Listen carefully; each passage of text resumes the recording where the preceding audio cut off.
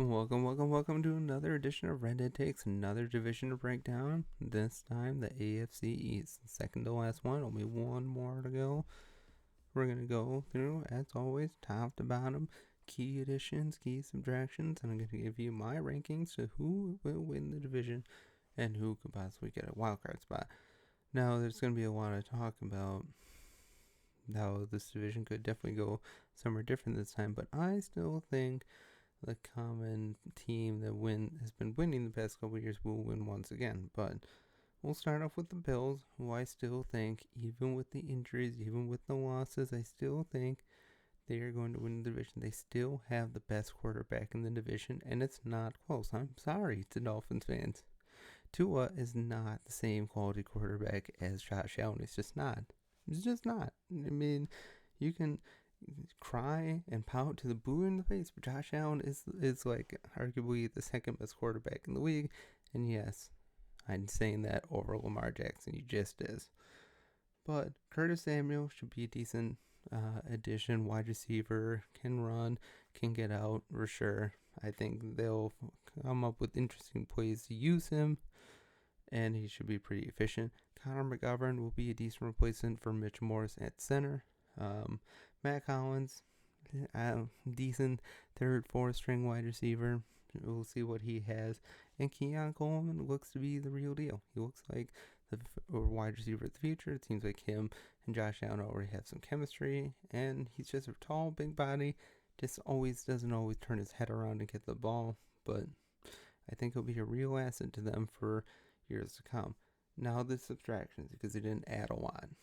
Stephon Diggs, yes, it's a loss, but I think in the long run, it'll be better off that they got rid of him than, kept him around, because he's just a locker room cancer. He obviously was not happy. He wasn't fulfilled in Buffalo. They just had to get rid of him and found someone that could take him off their hands. Jordan Poyer, warrior. He was a warrior for years with the Bills defense, but again, injury risk all the time. 34 years old. Gotta push him off. Gotta try and save money somehow. Micah Hyde, same thing. Absolute warrior for the Bills defense for years to come.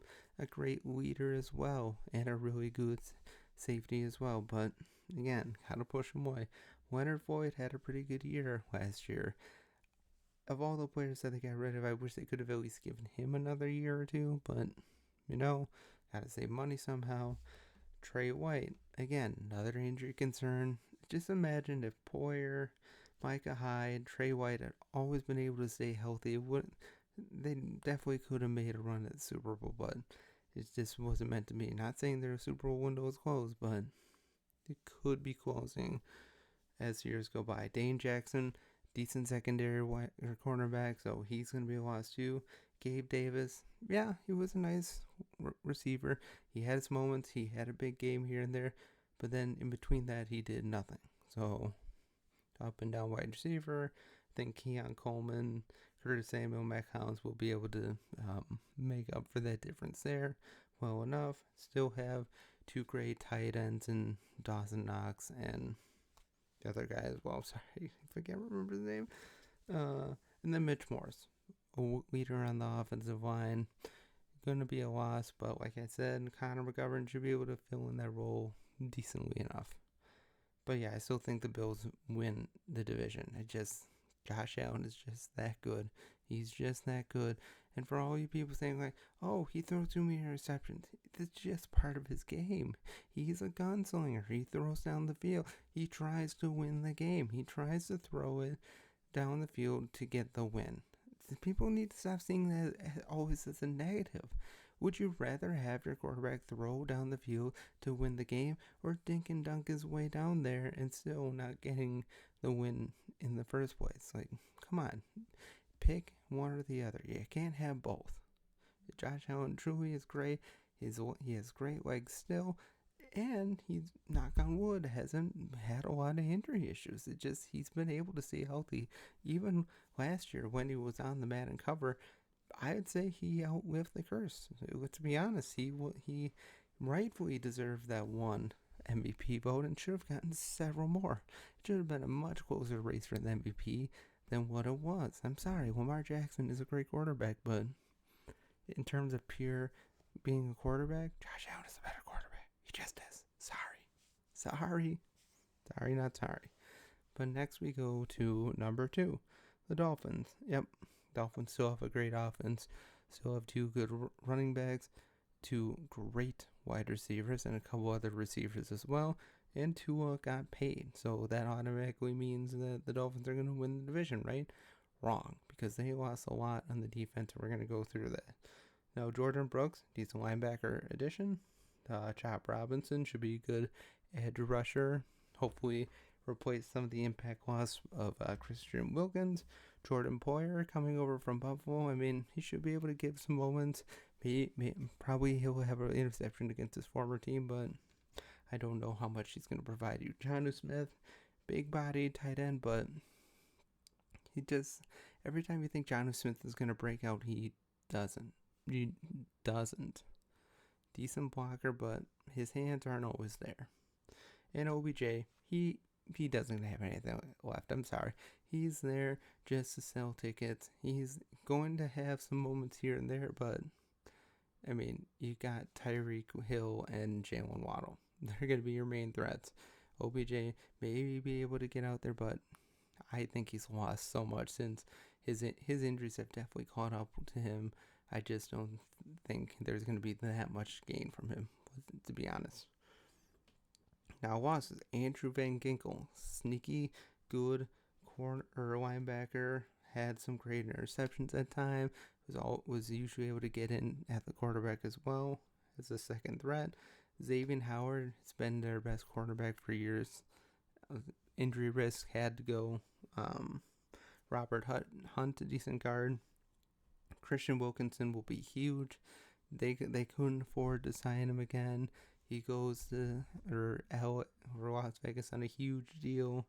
And Brandon Jones, losing him as safety will be a loss too. He got a big deal in Denver as well. They just lost a lot of pieces on defense. Chop Robinson should be good for that pass rush this year, but ultimately the Dolphins are going to finish out again because they don't play good in the winter months. And they can't seem to beat the Bills. They can't. Other than that one time a couple years ago, they haven't been able to really beat the Bills. Other than that fluke win where they won, where it was like 120 degrees out, Bills players were dropping like flies. The Bills have been their daddy. They beat them 2 times last year and 3 times the year before. The Bills have the Miami Dolphins number. And until Miami can play better at the end of the year and not fall apart, they're going to be finishing in second. I don't think they're going to finish in third because I think the Jets are going to finish in third, but yeah, Dolphins have a great chance to make the playoffs, but it's going to be as a wildcard team, not as a division leader. Next we have the Jets, who made a number of additions. Still have Aaron Rodgers. Didn't lose too much, but we'll go through them. Mike Williams should be a decent addition. Second wide receiver. Again, he's 29 now. He's getting up in years, just coming out the torn ACL, so we'll see how much he has left still. Morgan Moses, again, he is a really good, reliable offensive lineman when he is on the field, but he's getting up there. He's like 34 years old. Olu Fashanu looks like to be the offensive tackle of the future, but it remains to be seen how much he will see in the games this year. Tyron Smith, again, he was a warrior in Dallas, but again, off injured all the time, getting older as well. We'll see how much he has left. John Simpson, a decent guard, but Hassan Reddick is an addition right now. But let's be honest, he is a malcontent in every which way, and I don't understand why the Jets traded for him if they didn't have a plan to give him a new deal. I don't understand. It makes no sense why you trade for somebody like Hassan Reddick if you don't have plans to keep him around for a couple years. It just doesn't make sense. And he hasn't fallen off. He's still very reliable. He's still a great pass rusher. Still gets up the number of sacks every year. But it's just like the Jets, like, what are you thinking? What are you thinking not giving him a deal and trading for him? It makes no sense. And now that he wants or away from the team. It remains to be seen if he actually does get traded, but he doesn't seem to be very happy with the Jets, and I can't blame him, because why would you trade for somebody like Hassan Reddick if you don't have a deal lined up ready to go to keep him around? In terms of losses, Zach Wilson, the Cougar Hunter, yep, he's gone. No big loss there. Bryce Huff, decent edge rusher. Don't think he'll be too much a loss, but maybe a little bit, because they still have a great defense. They still do have a great defense, and they still have Garrett Wilson, wide receiver. They still have Breece Hall, running back. Aaron Rodgers is there still, but again, he's over 40, coming off the torn Achilles. I know he says he's okay, but it remains to be seen. He hasn't had a good year since 2021. It's been a couple years, and who knows how much he has left. I know Jets fans want to anoint him as the guy to finally bring them back to the playoffs for the first time in a while, for maybe even the first time to AFC Championship since the 60s, but well, actually not the 60s, sooner than that, but last time they took him to the Super Bowl. But I just don't think it's going to happen. The AFC is too good, and as good of a team as they have, it all revolves around Aaron Rodgers. I think still, Aaron Rodgers is more likely to tear his other Achilles than he is to actually make a big, deep run in the playoffs. I'm sorry. He's kind of old. He still probably has it a little bit, but him leaving, unexcused absences, and that is like, I thought you going to the Jets, you were like ready to go. This is a nice young team. We're gonna win. And then he does anything but doing that. We'll see what happens. I think he has a good chance to have a good year. He should, if he remains healthy, have over 3,000 yards, under 10 interceptions, and like 33 touchdowns. It's just a estimate, but we'll see what happens. And last but not least, we have the Pats, who do have some interesting additions. Now, Forrest's big pick this year, Drake May, and the top of the draft. And then they picked up Joe Milton in the 6th round, I believe. And by all accounts, Joe Milton looks like he's doing way better than Drake May. I think in the long run, they'll probably give the job to Drake May because, they drafted him 3rd overall. They're not just going to let a 6th round quarterback that they drafted in the same draft come in. But Joe Milton looks pretty darn good. And Drake May better get up to snuff quickly.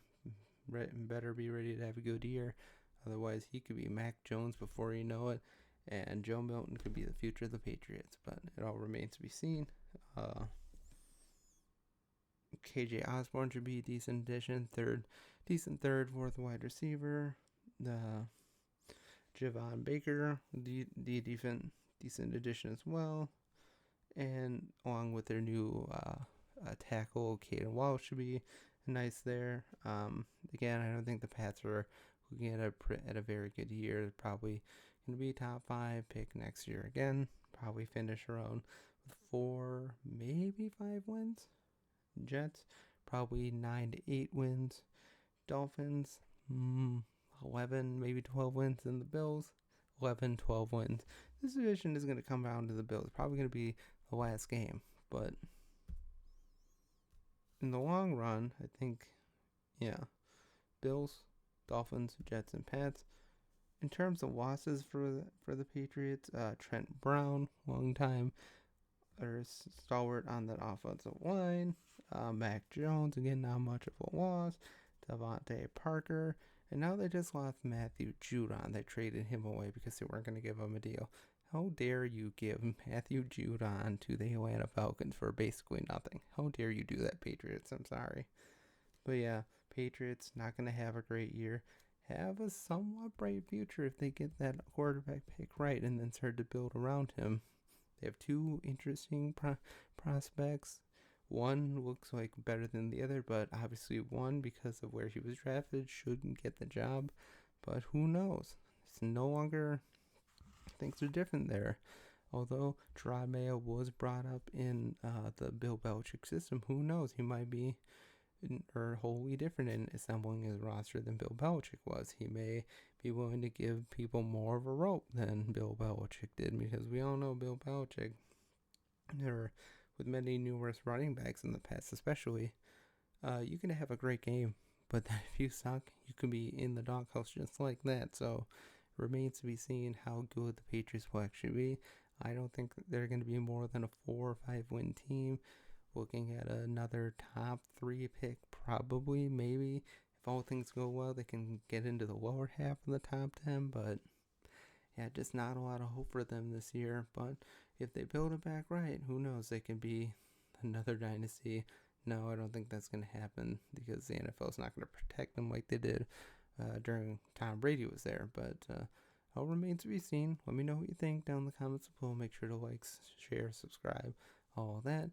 And next, I will be releasing this video in about a week's time. So check it out when it comes out. But otherwise, have a great day, and as always, God bless.